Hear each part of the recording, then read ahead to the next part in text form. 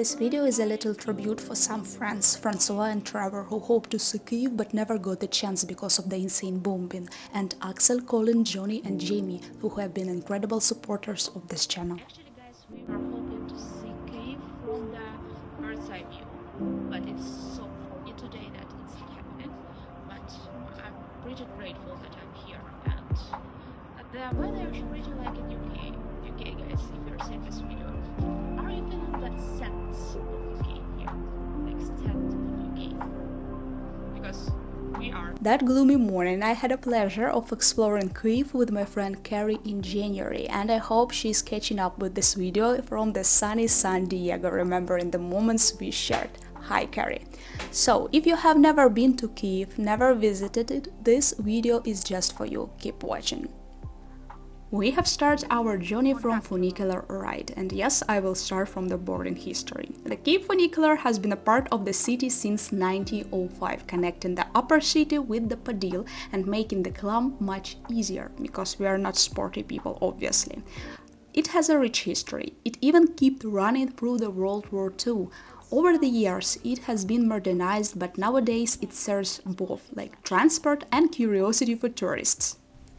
And to be honest, we were definitely in the tourist category, two excited English speakers and one of them with the terrible Slavic accents, phones in the hand, documenting everything, while locals just tried to get on with their day. People were staring at us, and for the 15 minutes we become their attraction. Weird people doing weird things. Our the ticket cost like a regular public transport, so we could afford to gallivanting up and down, you know. After we saw the destroyed military equipment exhibition on Mikhailovsky Square, and I know that you have already seen it a couple of times on the internet because it was opened on May 2022, but I wanted to capture it for you more in cinematic way and give my personal perspective. What does it mean for me? For me, it's a powerful reminder. While we walk freely through the streets of Ukraine's capital, enjoying the sights, the war is still very much ongoing. In 2022, Kyiv was under the siege, literally, and this reality should never fade from our minds. These reminders help keep us focusing.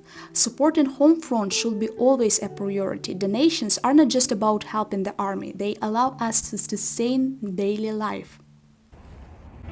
They have a QR code for donations, and I will try to scan it. Yeah. Come on, dude. Yeah. Let me. I want to tell you something. Ukrainian media here inside the country also pushing its agenda. Sometimes they are portraying Russians as unorganized, chaotic people who are living far from war reality, and people who are seen in the contracts to go and kill in Ukraine are just mercenaries or prisoners, just not to scare people here too much and not go to panic. It's not like that, guys. They have also brainwashed propaganda community in Russia, and they are volunteering and truly believe that it's sacred war for them. And these communities of fundraisings and volunteers are also working their ass off. So we should keep working twice as hard, or even 3 times as hard. I mean it. Saying that captivity is killing, and this is a reminder about all POVs of Ukraine that are in Russian prisons and torture chambers.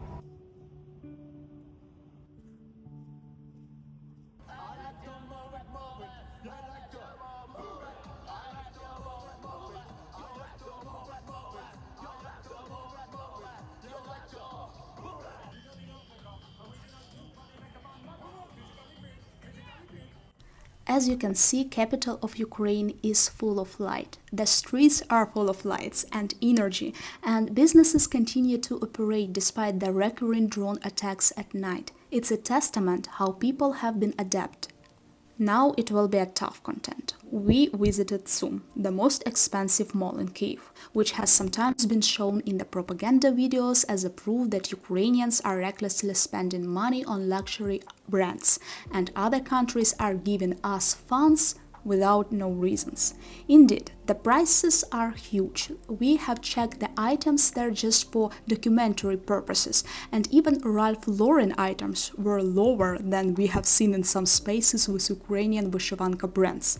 But in reality, only about 5–7% of people in Kyiv can actually afford to shop here. Most Ukrainians are dealing with inflation, rising food prices, and tight budgets, making luxury shopping far from their reality.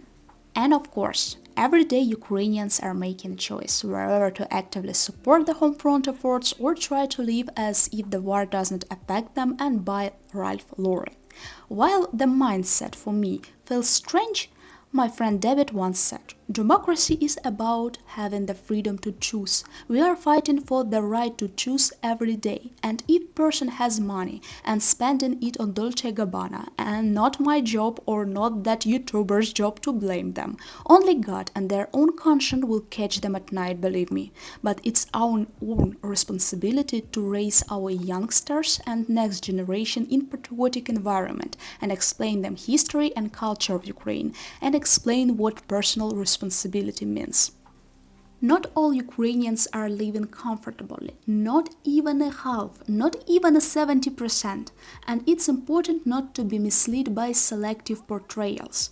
Comparing the war in Ukraine, for example, with situation in Gaza that I'm seeing all over the internet, it also can be misleading, as the two conflicts have different context scales and impacts.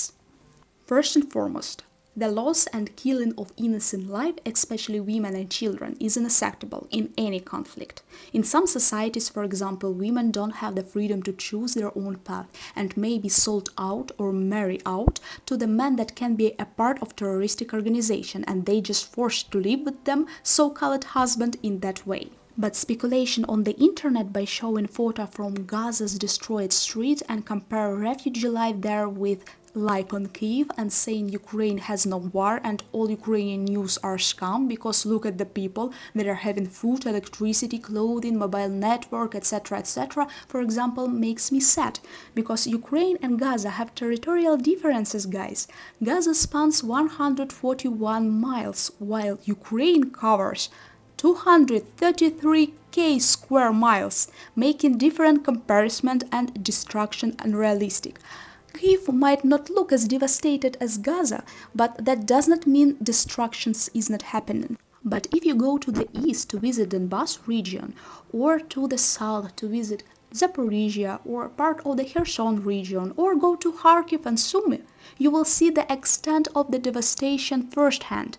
Many vloggers avoiding reporting from their areas simply because it's too dangerous.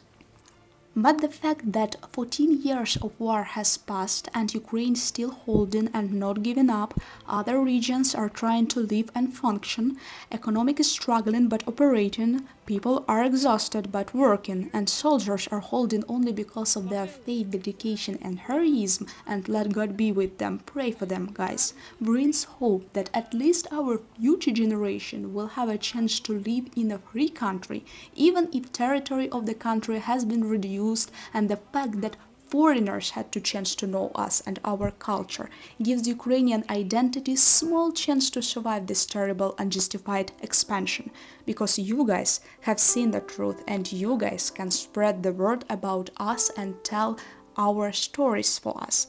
A lot of people now learning Ukrainian language. If language will be saved, our nation will be saved. Language is the soul of the nation, as Volodymyr Sosura once said. If there is no language, nation will be vanished. Thank you guys for watching this video till the very end. Please share it to tell our stories, and I hope one day we all will visit Kyiv when it will be safe. Bye.